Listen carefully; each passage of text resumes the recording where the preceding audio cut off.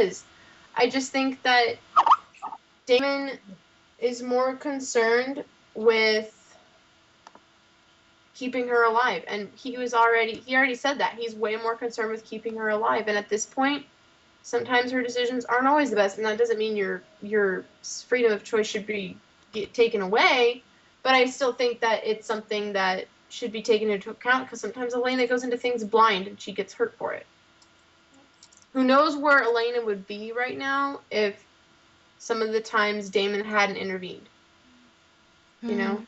And the same goes with Stefan too. It's same both ways. Every character plays off each other character, so without one character, the whole thing falls apart. I think when someone's in danger, you're not going to think about, oh, let me ask this person if this is okay. I think you just act. Yep.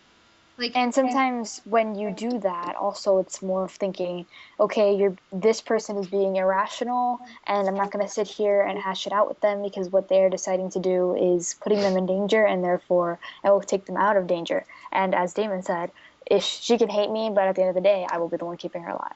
Yep, and I think that quote rings so true in this season. And it's still accurate. It's how it's always been, but that doesn't mean he doesn't respect her decisions, because when it's relevant and the time comes, he does respect her decisions, but when there is no opportunity for them to discuss it, and he is just really worried about her, he's not going to sit there and be like, are you going to be okay if I don't let you go possibly get yourself killed? Is that all right with you? Honestly, it's like, if your friend was honestly in danger with something, wouldn't you take your own action to protect them rather than take the time to discuss it if it was a quick thing? Yeah. I mean, I think Damon was right with not allowing her to see, well, not allow, whatever, her to see the witch. I mean, you have no idea what her agenda is. Yeah. She tried to kill you. Granted, she was trying to take down her son, but she was still trying to kill you. So maybe let's learn a little bit about her before we go ahead and just whatever. I mean, let's have a plan. Yeah. Let's figure it out. Like, the thing that bothered me the most is Esther was kind of like, yeah, I need your blood for this ritual. And instead of asking, what is this ritual? She just goes ahead and has Esther, get her blood. And it could have consequences. It could kill her too. She doesn't know. Someone asked me, the most brilliant question. They said, what do you think of if this whole ritual thing gets rid of every vampire because it's getting rid of the original vampires? Oh, yeah, I saw that. I was mind blown.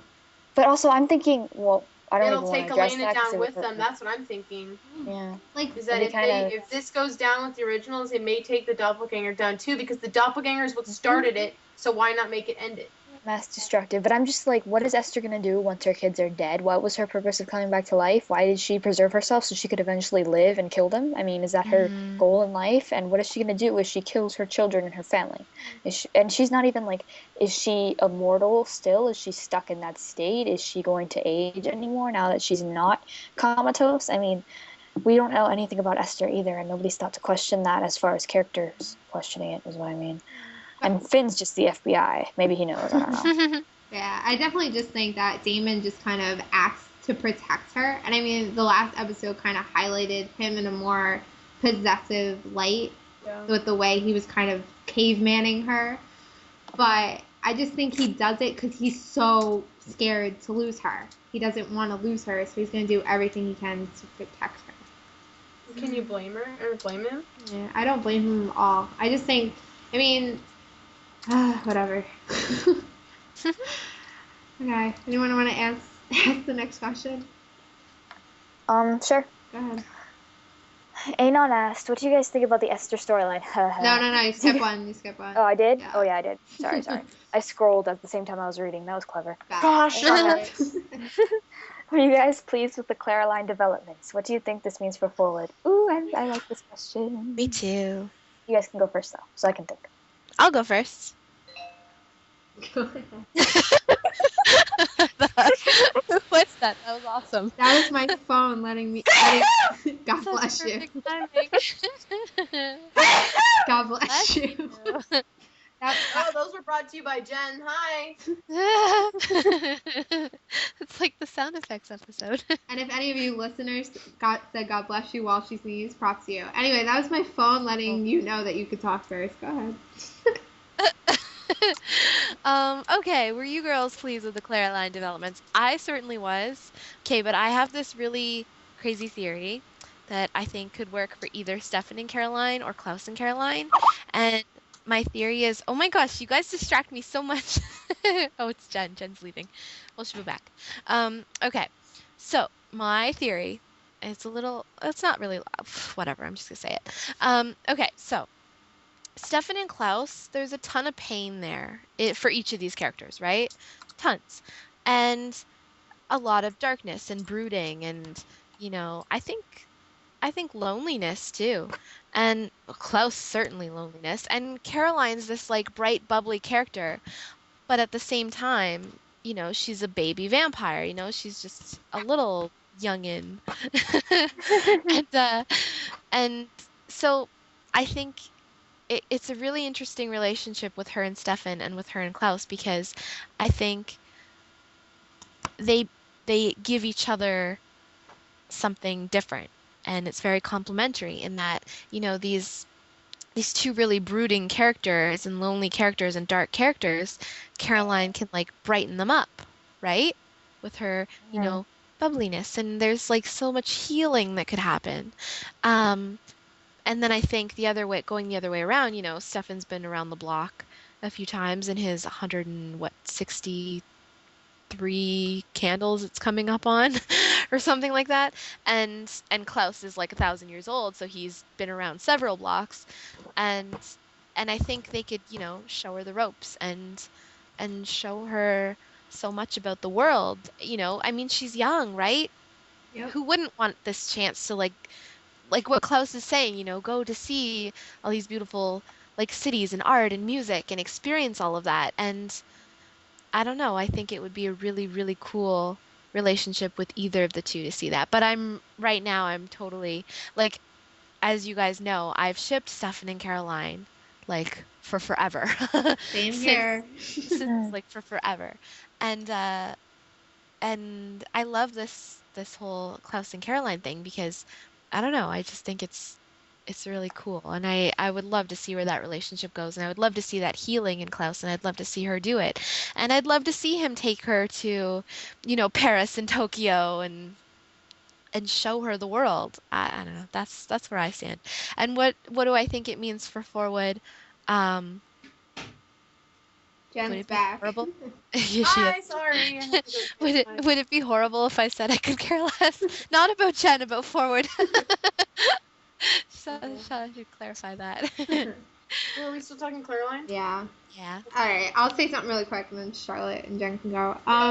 Really, all I have to say is about the whole Caroline thing is I really like that Klaus was like the only male character that had a crush on a girl and didn't make it all about like all this drama and like let's find out if she likes me. Like he straight up just said, I I fancy fancy you. you. Oh. Like no drama needed. And then I kind of like that Caroline's just not giving into it. Like I like that. Yeah, with Anna on the Forward, I don't really know what my feelings are right now. So I'll just Can I say something else too? No, you're not Like allowed. what, like how, like how Caroline said, she's like, you don't even try to understand people, to Klaus, or how she said, people like me, like I like people and they like me. Like she could teach him so much about how not to be such a loner and how to, embrace people and not just be like, hey, I'm the original vampire, I'm the hybrid, I'm immortal, I snap my fingers and I get what I want. She could teach him so much and also not to try to buy the affections of people because, all he's done so far with her is like, I can take you anywhere, I can show you this, and I can give you presents. Because that's really what he's doing. But I'd love to see the emotional development that would happen between the two as well. I'm very excited. Very excited. As long as his stupid mother doesn't kill him. Sorry. That would put a kink in things. I'll say. Just a little one. Just a tad. Charlotte, do you want to go first? No, you can go. The only thing I have to say about Caroline is that I'm really tired of people asking me to draw them. I love you guys so much, but there are so many people asking me to draw them. I must get like 10 a day. And it's the same answer every time. I do want to draw them eventually. I don't mind them. I'm not like crazy about them.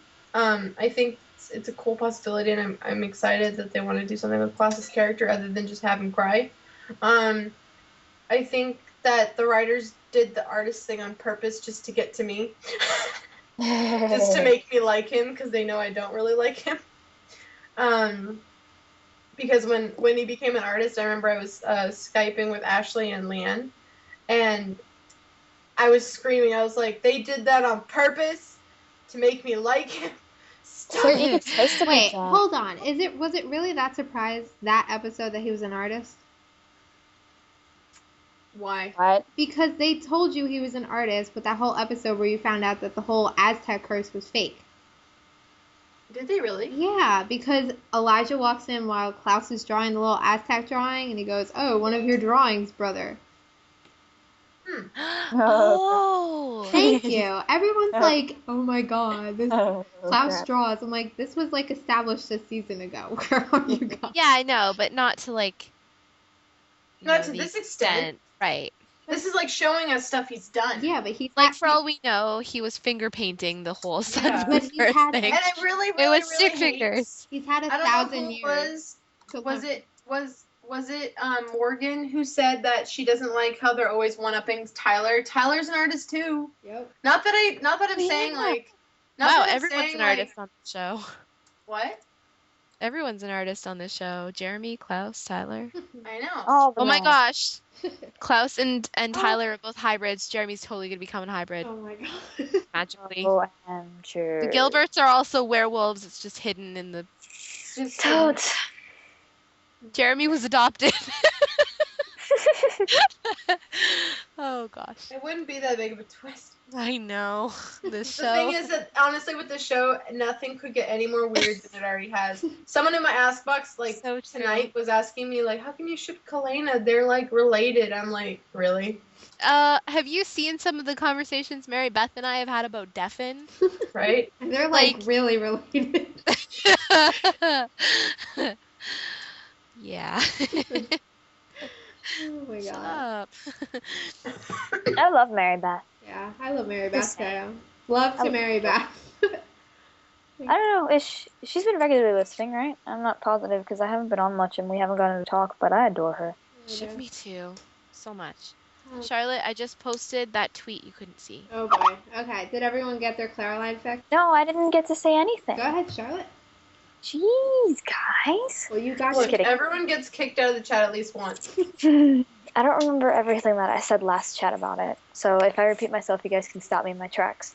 But as far as Caroline developments, I am so excited, and I love it so much because I see so much potential between them, partially because of what Anna said as far as Klaus can show her the world, but that's not really it at all because... I can show you the world.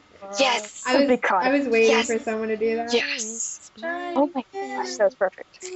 Anyway, what was I saying? Oh yeah, that's part of it, but that really doesn't have much to do with anything, because if you want to go that route, then it's Caroline saying you can't buy somebody's affections, which I think that was, as Klaus said, thank you for your honesty. I love how Caroline stands up to him, because she gives it to him like he deserves, and she doesn't bow before his I am a hybrid, I am an original hybrid, bow down before me complex, like, which he tends to resonate whether he's trying to or not. Like, he thinks he can have what he wants, but I think that's why he's so intrigued by Caroline, and Caroline from season 1, if anybody ever talked to her like that, she would have been like all over them. But in this one, she's stronger and more independent, so I think that's why Klaus is so intrigued by her, because not only is she beautiful, she's also strong. She has a huge, strong moral compass, and she never once fell off the bandwagon as a vampire. Okay, when she first changed, she didn't even know vampires existed. Cut her some slack. But since I love Caroline. then, she's been perfectly fine. And she also has this huge sense of loyalty, and she's so cheery all the time, and she has this positivity that just comes off of her. And I think he's really attracted to that concept, as he even told her, "You're full of light," and that's something. Point is, not to interrupt you, Charlotte, you can continue in a second. Point is that Candace Accola can be freaking shipped with anyone. Yeah, It doesn't matter. She has chemistry with everyone. She has chemistry with a doorknob. It doesn't matter. True. But not just the chemistry thing, though, because that's true. But if we're going with Caroline versus Forward here, I think I said this last chat. As far as